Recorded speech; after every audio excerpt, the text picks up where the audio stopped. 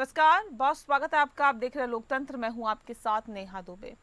CM Yogi Adityanath panchayat चुनाव के जरिए अपने वोट बैंक को साधने की कोशिशों में जुटे हुए हैं। बता दें आपको कि कई वोट बैंक है जिनको साधने की कोशिशों में सीएम योगी आदित्यनाथ लगे हुए हैं। सीएम योगी आदित्यनाथ की अध्यक्षता में बड़ा फैसला लिया गया है। योगी सरकार ने पंचायत चुनाव में आरक्षण लागू करने के लिए 6 सदस्यीय पिछड़ा वर्ग आयोग के गठन का प्रस्ताव तैयार किया है। इस आयोग का उद्देश्य जनसंख्या के आंकड़ों के आधार पर आरक्षण की प्रक्रिया को पूरा करना है।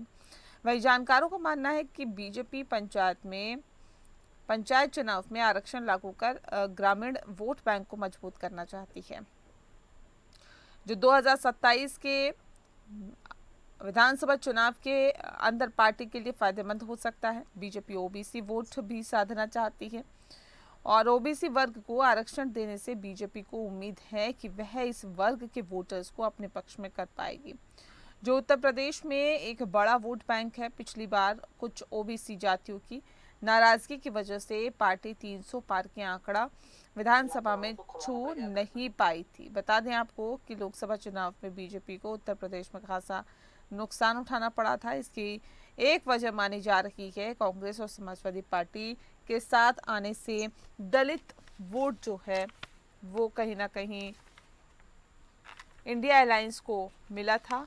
और अब बीजेपी की कोशिश पंचायत चुनाव में आरक्षण और दूसरी जन कल्याणकारी योजनाओं के दम पर ग्रामीण और पिछड़ा वर्ग यानी कि पिछड़ा वोट को साधने की कोशिशों में है। और ऐसे में इस बार जनसंख्या आधारित आरक्षण तय करने का कदम भाजपा के ग्रामीण वोट बैंक को मजबूत करने की रणनीति का हिस्सा माना जा रहा है। वहीं पंचायत चुनाव के अंदर आरक्षण लागू करने से बीजेपी को ग्रामीण राजनीति में अपनी पकड़ मजबूत करने में मदद मिलेगी। कैबिनेट की मंजूरी के बाद आयोग का गठन किया जाएगा, जो जनसंख्या के आंकड़ों के आधार पर रिपोर्ट तैयार करेगा। आरक्षण प्रक्रिया अक्टूबर तक शुरू होने की उम्मीद है और ऐसे में आपको बता दें कि जिसके बाद पंचायत चुनाव की तारीखों का ऐलान किया जा सकता है। पंचायत चुनाव अप्रैल मई 2026 में होने की संभावना है।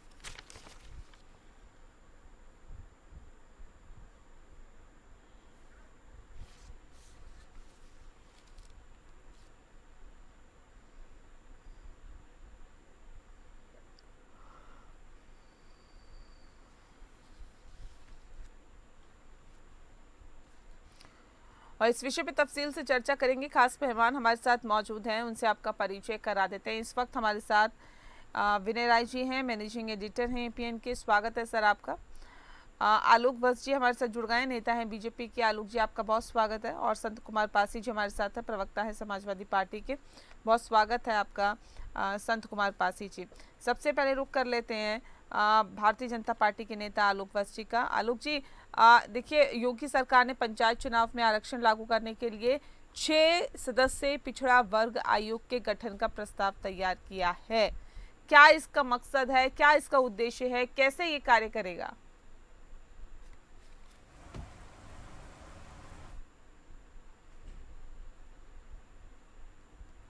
तो पिछड़ा वर्ग को साधने के लिए एक बार फिर से भारतीय जनता पार्टी जुटी हुई है। मैं सीधे रुक कर लेती हूँ सबसे पहले विनय जी का। विनय जी, पिछड़ा वर्ग को साधने के लिए भी देखिए तमाम राजनीतिक पार्टियां अपनी अपनी तरह से कोशिशें कर रही हैं। वहीं भारतीय जनता पार्टी ने भी एक आयोग का गठन का प्रस्ताव तैयार कर लिया। इसे किस तरह से देखते हैं? वाकई एक बहुत महत्वपूर्ण हिस्सा है सत्ता तक पहुंचने के लिए पिछड़ा वर्ग को साधना, और पिछड़े वर्ग को साधने के लिए ये तमाम जद्दोजहद की जा रही है।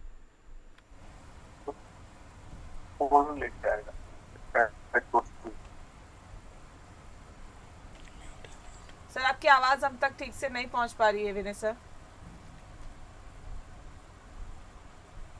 आप अपना सवाल दोहरा दीजिएगा। सर, क्या ये पिछड़ा वर्ग को साधने की कोशिशें हैं जो तमाम राजनीतिक पार्टियों की तरफ से की जा रही है, और ऐसे में अब भारतीय जनता पार्टी की तरफ से भी एक आयोग के गठन का प्रस्ताव तैयार किया गया है? क्या लगता है ये कितना इम्पोर्टेंट है, कितना महत्वपूर्ण? देखिए, सबसे बड़ी बात है कि हर पॉलिटिकल पार्टी कहीं कहीं अपने वोट बैंक को एड्रेस करना चाहती है कि उसको ये लगे कि जो पॉलिटिकल पार्टी है वो उनके बारे में सोचती है, उनके वेलफेयर के बारे में योजनाएं बनाती है, इसलिए उन्होंने आयोग बनाने की बात कही। इस तरह के समय समय पे तमाम तरह के आयोग बने भी हैं, अलग अलग समुदायों के लिए, अलग अलग वर्ग के लिए। लेकिन सवाल सिर्फ आयोग बनाने का नहीं है, सवाल ये है कि आयोग अगर बनता है तो आयोग कितना इफेक्टिव है, वो किस तरीके से काम करेगा, उसको कितने अधिकार होंगे, उसके सुझाव को कितने सरकार को मानने के लिए कितनी बाध्य होगी। जैसे महिला आयोग है, महिला आयोग जाती है, जांच करके अपनी रिपोर्ट देती है, उस पर कितने कार्रवाइयां होती है ये इंपॉर्टेंट हो जाता है। जैसे एससी आयोग है, तो उसी तरह से अगर आयोग बनाने की बात कही जा रही है, इसमें कोई बुराई नहीं है। हर कोई फोरम बनता है तो एक बातचीत पहुंचाने का माध्यम बनता है, उस वर्ग के लोग उस फोरम पर अपनी बात को पहुंचा पाते हैं। लेकिन सवाल सबसे बड़ा यही है कि सरकार अगर इस मंशा के साथ कुछ कर रही है तो उसके पीछे सिर्फ इसको वोट बैंक से भी जोड़ के नहीं देखना चाहिए। कहीं न कहीं ये कोशिश होती है कि हर वर्ग को ये लगे कि सरकार उनके प्रति जागरूक है, उनको कंसीडर कर रही है, उनके वेलफेयर के लिए सोच रही है। बाकी चुनावी मुद्दा तो रहेगा, राजनीतिक पार्टी है तो हर मुद्दे पे राजनीति तो होगी। गोल तो यही होगा कि आपको राजनीतिक फायदा मिलेगा। संत कुमार पासी जी, जी सर बताएं।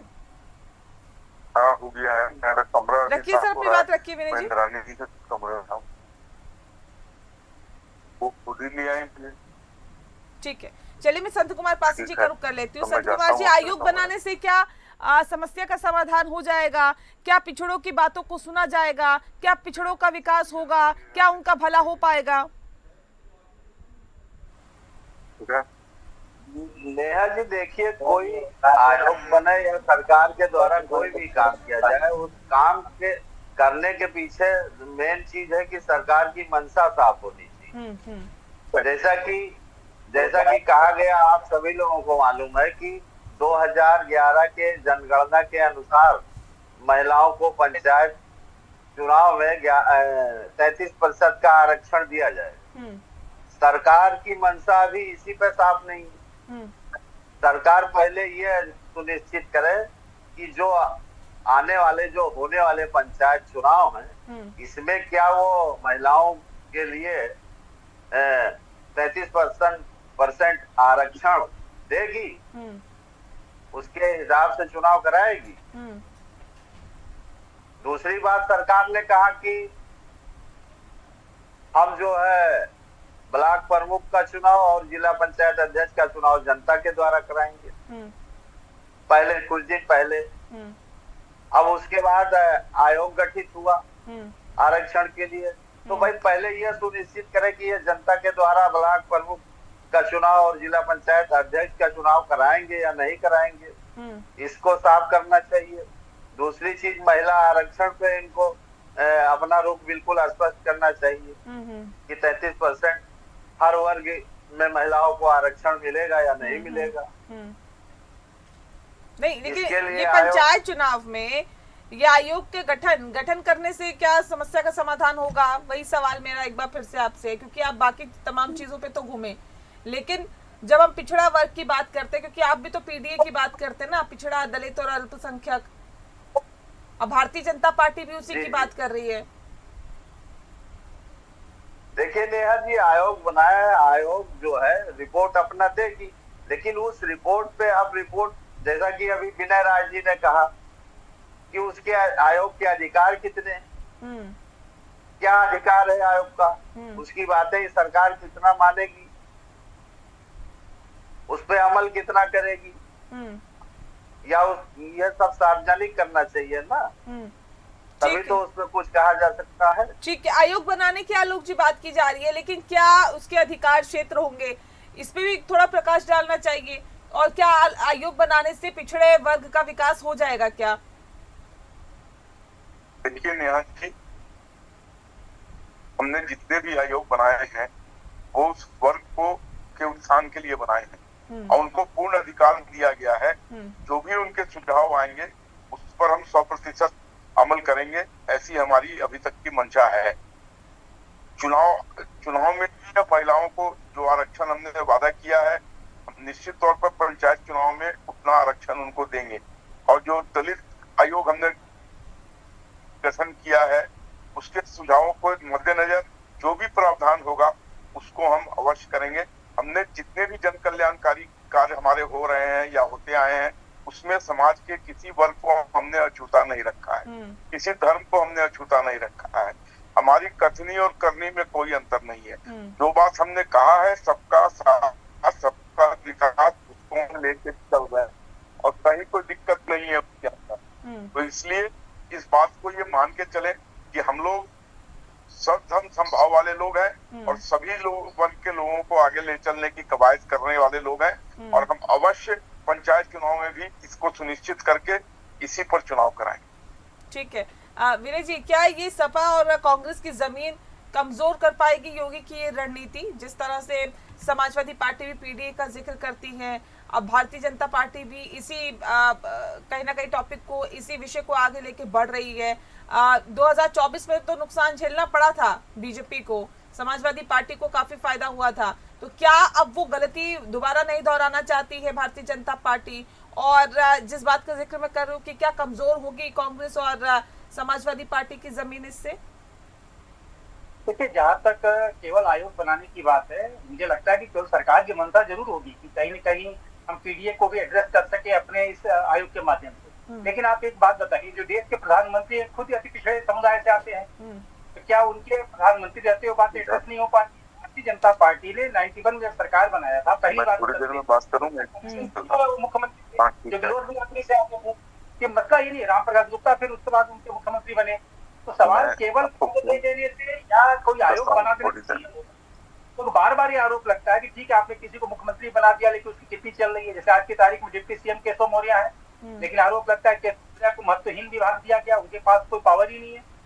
एक तरह से ग्राम विकास और माइनर इरिगेशन का जो उनके पास विभाग है, और पिछली बार जब वो चुनाव जीते थे तो उस समय उनके पास पीओडी मंत्रालय हुआ करता था। तो मेरा मतलब इतना है कि कोई आयोग बना देने से या किसी को पद दे देने से किसी कास्ट पर एड्रेस नहीं किया सकता है। सरकार की जो नीति और नियति होती है वो जनता में पहुंचती है कि सरकार सबके लिए, जैसे अभी कहा था सबका साथ सबका विकास, तो अगर आप कोई प्रयास कर रहे हैं तो चाहे पिछड़ा हो, चाहे अगड़ा हो, चाहे अति पिछड़ा हो, चाहे माइनॉरिटी हो, उस तक कैसे आपकी योजनाएं पहुंचे। बेसिकली अभी तक बिना आयोग की भारतीय जनता पार्टी दूसरी बार सरकार में है उत्तर प्रदेश में लगातार। तो ये सिर्फ मैं कह सकता हूँ कि ठीक है, एक मंशा यही रही होगी कि पिछड़ा आयोग बन जाने से पिछड़े वर्ग के लोग उसको उसमें उस दायरे में आ सके, लेकिन ये भी मंशा होगी कि जिस तरीके से लोकसभा के चुनाव में पीडीए का फार्मूला विपक्ष का हिट हुआ है, उसका थोड़ा काउंटर किया जा सके। ठीक है, ऐसी क्या जरूरत आन पड़ी आलोक जी कि ये आयोग बनाने की तैयारी होने लगी? क्या वाकई ये वजह है इसके पीछे कि 2024 में जिस तरह से नुकसान आप लोगों को उठाना पड़ा लोकसभा चुनाव में, उसके बाद ये आयोग की जरूरत आपको भी लगी कि हाँ जरूरत है आयोग की, और इसके बाद कुछ परिवर्तन देखने के लिए मिलेगा, कुछ वोट बैंक में मजबूती होगी? देखिए नेहा जी, 2024 में झूठे प्रचार के कारण हमको उत्तर प्रदेश में क्षति उठानी पड़ी। वो दोनों चीजें जिसके बिला पर इन्होंने लोगों को बरगलाया था कि हम लोकतंत्र की हत्या करने जा रहे हैं, हम संविधान में को बदलने जा रहे हैं, और हम जब सत्ता में आएंगे तो हम शेड्यूल ट्राइब के आरक्षण को समाप्त कर देंगे। ये दोनों चीजें लोगों को समझ में आ गई कि ये झूठा है, इसमें कहीं कोई सच्चाई नहीं है। उसके बाद आपने हरियाणा, महाराष्ट्र और दिल्ली का परिणाम देख लिया, जहां समाज के हर वर्ग ने बढ़ चढ़ कर प्रचंड बहुमत से हमें सरकार बनाने का मौका दिया है। तो अब हम जो आयोग बना रहे हैं, बिहार में भी हमने इसी तरीके की कवायद की है। ये आयोग ये सुनिश्चित करेगी कि इन लोगों को किस तरीके से उत्थान में भाग दिया जाए। और अभी तक उत्थान नहीं हो रहा था क्या? 2 बार से तो आपकी सरकार बन रही है, 2017 में बनी, 2022 में बनी, अब 27 के लिए आपको याद आ रहा है नहीं अब तो एक आयोग बना देना चाहिए। उत्थान हम कर ही रहे हैं कि अब हम ज्यादा उत्थान कर सके, ये वाकई उत्थान के लिए ये डर लग रहा है कि 2024 वाला हाल ना हो जाए।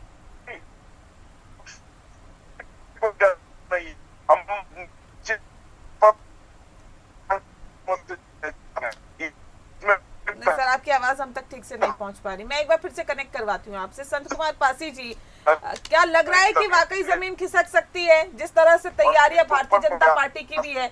देखिए 2024 में उस स्तर पर तैयारी नहीं थी, और वो पिछड़ा, दलित और अल्पसंख्यक जो आपका पीडीए का फॉर्मूला हिट हुआ, भारतीय जनता पार्टी को भी उम्मीद नहीं थी कि इतना हिट हो जाएगा। अब तैयारी उस स्तर पर है कि उस चीज को मात देनी है जहां पर आपको वोट मिले, लग रहा है डर पासी जी? देखिए नेहा जी, हम लोगों को कोई डर नहीं लग रहा। हाँ। हम जान रहे हैं कि भाजपा के लोगों की मंशा साफ नहीं। वो कितने भी आयोग बनावे, लेकिन कोई भी सरकार कितने भी आयोग बनावे, लेकिन अगर उसके काम करने की मंशा साफ नहीं है तो काम सही ढंग से नहीं होगा। जैसे आप अस्पताल कितने भी खोल दें, उसमें नर्स और डॉक्टर ना हो तो उसका क्या मतलब है। जैसे कि पंचायत में आरक्षण हमारे पार्टी के स्वर्गीय नेता आदरणीय मुलायम सिंह यादव जी ने 95 में लागू किया था। उसके तहत तमाम से लोग जो पिछड़े, दलित, गरीब, दबे कुचले थे, उनको भी प्रधान और प्रमुख बनने का मौका मिला। अब जैसा कि बट साहब ने इस पर प्रकाश नहीं डाला कि हम जिला पंचायत अध्यक्ष और ब्लॉक प्रमुख का चुनाव जनता के द्वारा कराएंगे या नहीं, किसी और ने नहीं कहा था, इनकी सरकार के लोगों ने ही कहा। अभी आपने भी सुना होगा पिछले महीने। तो ये क्या कि स्थिति स्पष्ट करना चाहिए कि हमने जो कहा है उस पर हम काम करेंगे या नहीं करेंगे। इनकी मंशा साफ नहीं होती है। जैसे कि राय साहब ने बताया कि आयोग आप 10 बना दें, उसके अधिकार क्या है, उसकी बात कितनी मानी जाएगी, उस पर आप अमल करेंगे या नहीं करेंगे, उसकी रिपोर्ट पे आप काम करेंगे या नहीं करेंगे, सवाल ये रहे ना। इसलिए इन लोगों से हम लोगों को डरने की कोई जरूरत नहीं। हम ये जान रहे हैं पहले से कि ये बनावे कुछ भी, कोई आयोग बनावे या कुछ भी बनावे, ये उस पर काम नहीं कर पाएंगे ईमानदारी से। ठीक है, आयोग तो बहुत बन जाते हैं, लेकिन वाकई काम कैसे होता है या कैसे होगा, ये एक बड़ा सवाल बन जाता है। सर, पिछड़ा, दलित और अल्पसंख्यक ये राजनीति में कितनी अहम भूमिका निभाते हैं, खासतौर पे उत्तर प्रदेश में? विनय जी, इम्पोर्टेंट है। पिछड़ा, दलित और यादव मिल गए, मुस्लिम मिल गए, तो फिर बचा क्या फिर उसके? आप अगर बहुमत की बात करते हैं ना, कि जिसके पास मान लीजिए 100% वोट है और 51% पॉपुलेशन जिसके पास चला गया, वो बहुमत की सरकार बनाएगा। लेकिन ये अभी तक ऐसा हुआ नहीं है कि 100% किसी को एक जाति का वोट मिल जाए। मैं ये कह सकता हूँ कि यादव बहुलता में अखिलेश यादव जी के साथ है, लेकिन क्या 100% है ये कहना मुश्किल, क्यों? गिरीश यादव तो चुनकर आए हैं, भाजपा के मंत्री हैं, खेल मंत्री हैं इस समय, तो वही तो चुन के जनता से आए ना।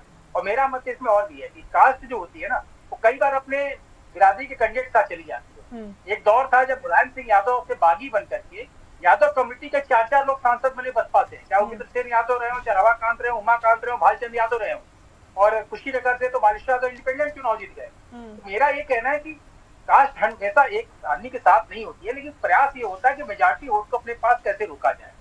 जैसे जब से बाबरी विध्वंस का घटना हुआ और मुलायम सिंह पर यह आया मामला कि उन्होंने गोली चलाई, तब से माइनॉरिटी उनके साथ इंटैक्ट हुई।